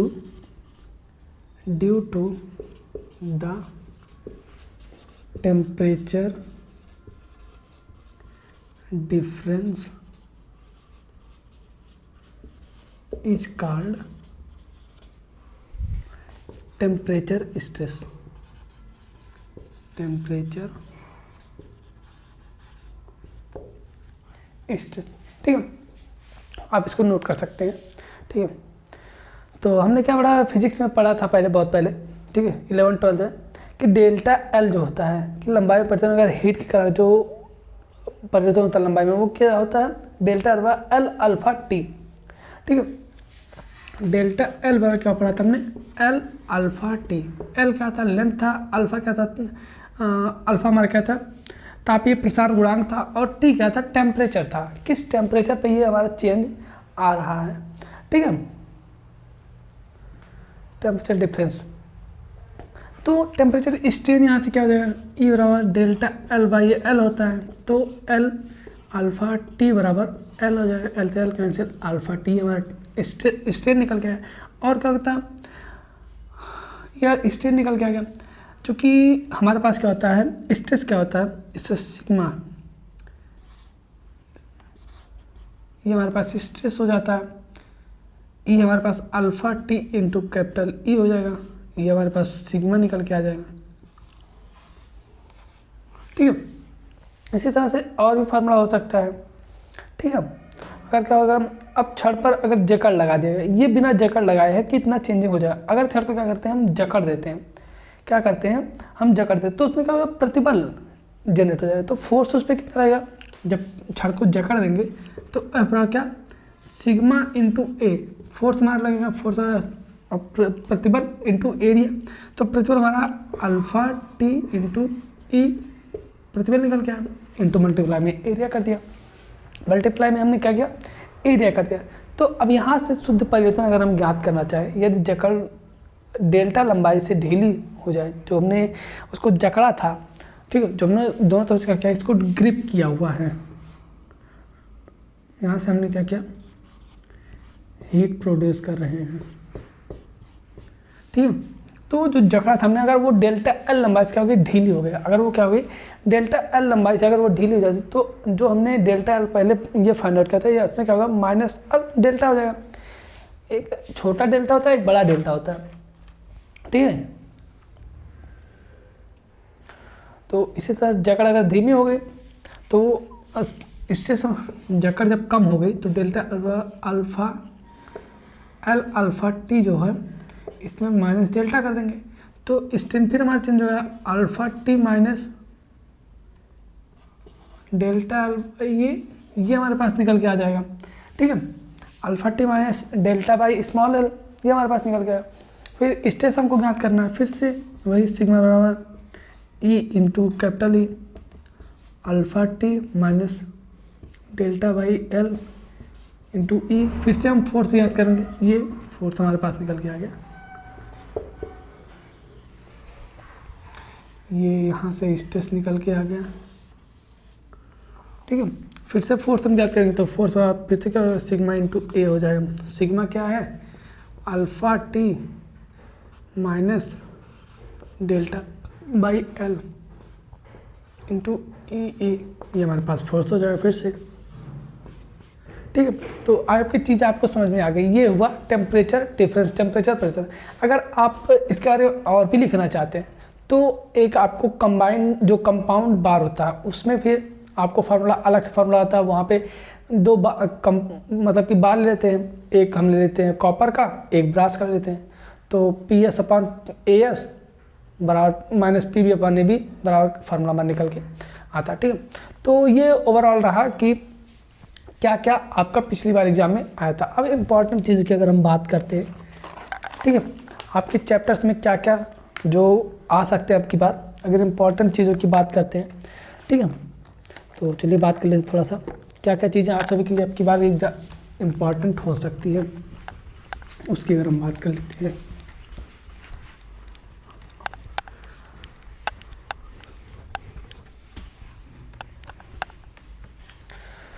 तो चैप्टर नंबर 1 हमारा क्या है? हाँ, चैप्टर नंबर 1 भी इम्पॉर्टेंट है। चैप्टर 1 से जो टेस्ट है हमारे पास है, टेस्ट्स एंड प्रॉपर्टीज मटेरियल की, प्रॉपर्टीज ऑफ मटेरियल, कौन कौन सी प्रॉपर्टीज होती हैं, ये चैप्टर नंबर 1 से बस इतना ही है। फिर चैप्टर 2 से अगर बात करते हैं, सिंपल स्ट्रेस और स्ट्रेन से, इससे तो क्वेश्चन कन्फर्म आना है, तो इसमें कुछ ऐसा खास कर है नहीं जो कि ना आए, चूँकि एक मिनट हम देख लेते हैं, आप इसमें पढ़ सकते हैं स्ट्रेस क्या होता है, स्ट्रेन क्या होता है, कितने प्रकार के होते हैं, ये तो एक ही क्वेश्चन में आ जाता है। तो लोड्स, टाइप्स ऑफ लोड लिख सकते हैं आप इसमें, रिलेशन बिटवीन ई के एंड जी, एक टाइप्स ऑफ लोड, दूसरा रिलेशन बिटवीन ई के एंड जी, इलास्टिक कांस्टेंट होते हैं ये, ठीक है, ई के जी। बाकी और भी इसमें से इम्पोर्टेंट है, स्ट्रेस एंड स्ट्रेन, ये भी इम्पोर्टेंट है, ठीक है। ये हो गया चैप्टर 2। चैप्टर 3 SFD BMD पूरा इम्पोर्टेंट है, SFD BMD में कुछ छोड़ने लायक है ही नहीं, ठीक है। SFD BMD में कुछ छोड़ने लायक नहीं है, आप लोग छोड़िएगा मत कभी SFD BMD, क्योंकि बहुत ज़्यादा है ही नहीं कुछ कंटेंट SFD BMD में, न्यूमेरिकल ज़्यादा है, तो न्यूमेरिकल से आने के चांसेस हो सकते हैं आप सभी के, इससे अक्सर न्यूमेरिकल आ जाता है। हाँ, कुछ है नहीं। फिर उसका अगर चैप्टर 4 की बात करते हैं,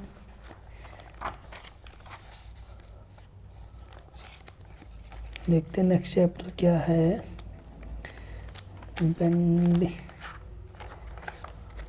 बेंडिंग इक्वेशन, बेंडिंग स्ट्रेस है, ये पूरा चैप्टर इंपॉर्टेंट है, फुल चैप्टर कुछ है नहीं चैप्टर, बस न्यूमेरिकल्स ज़्यादा है, ठीक है। और अगर चैप्टर 4 की बात करते हैं तो बेंडिंग इक्वेशन हो गया, इसका डेरिवेशन, बेंडिंग इक्वेशन, इसमें भी कुछ है नहीं, ठीक है। क्या क्या है, मोमेंट ऑफ इनर्शिया थोड़ा बहुत इसमें भी दिया गया है, और रेडियस ऑफ जायरेशन हो गया, और एजम्पशंस ध्यान दीजिएगा आप, बेंडिंग थ्योरी का जो एजम्पशंस है उसको ध्यान दीजिएगा, हाँ बस। और न्यूमेरिकल आप लिख दीजिए, न्यूमेरिकल जरूर आते हैं, न्यूमेरिकल जरूर आएंगे इसमें से, इसमें भी न्यूमेरिकल जरूर आएगा, न्यूमेरिकल जरूर आएगा। इसमें एक पॉइंट और हम लिख देते हैं, एजम्पशंस, प्योर बेंडिंग के एजम्पशंस क्या होते हैं, एंड प्योर बेंडिंग। और चैप्टर 5 की अगर बात करते हैं, चैप्टर 5 में क्या क्या इम्पोर्टेंट है,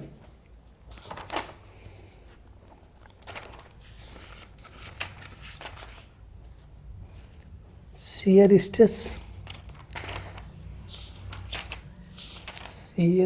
में कुछ नहीं है, ध्यान दीजिए, शियर स्ट्रेस से नहीं आता, कंबाइंड डायरेक्ट बेंडिंग आता ही नहीं, इसलिए सिलेबस में नहीं है।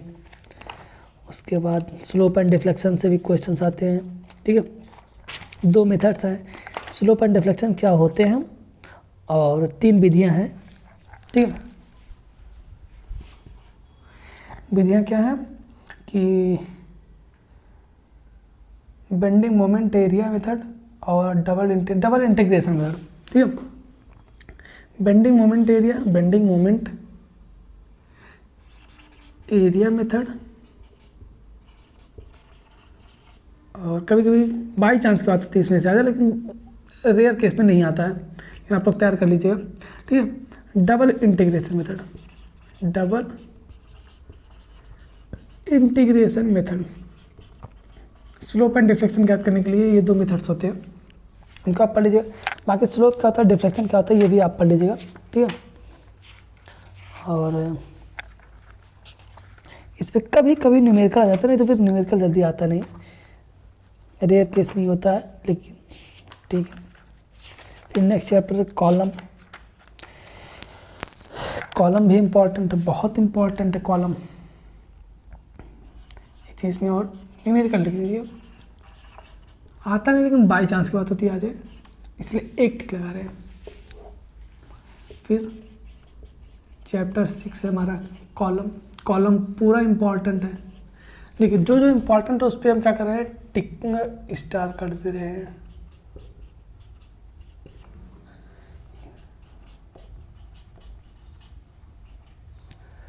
और pending equation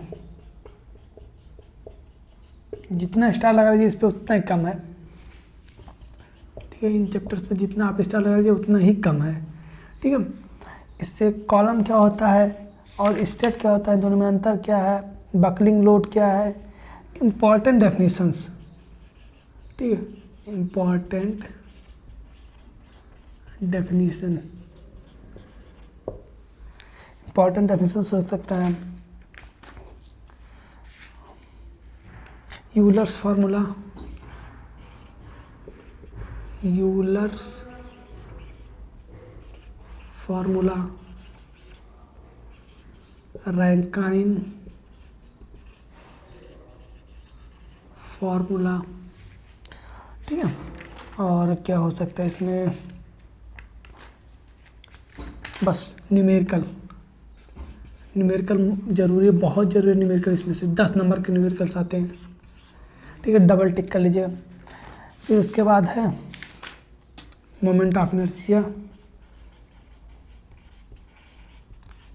moment of inertia fix है, 3 स्टार नहीं दे सकता लेकिन 2 स्टार इस पर दे सकते हैं, ठीक है। बस डेफिनीशंस, दूसरा थ्योरम, थ्योरम आप लोग दोनों तैयार कर लीजिएगा, ठीक। कौन सा आ जाए कोई भरोसा नहीं। मोमेंट ऑफ इनर्शिया पे वैसे तो नहीं आता न्यूमेरिकल, नहीं आएगा, रहने दीजिए। ट्रस, ट्रस से चैप्टर 8, नेक्स्ट चैप्टर है ट्रस। आपका कभी गलती से भूला भटका आ जाता है क्वेश्चन, ठीक है। डेफिनेशन बेस पे या फिर क्या कहते हैं क्लासिफिकेशन बेस पे आता है, डेफिनेशन, डेफिनेशन एंड क्लासिफिकेशन। एक चीज़ और, ट्रस में एक चीज़ और इम्पॉर्टेंट है, ट्रस का यहाँ पे हम लिख देते हैं, ठीक है। 2 मेथड्स है ट्रस पे लोड ज्ञात करने के लिए, एक सेक्शन मेथड, ठीक है, और एक जॉइंट मेथड।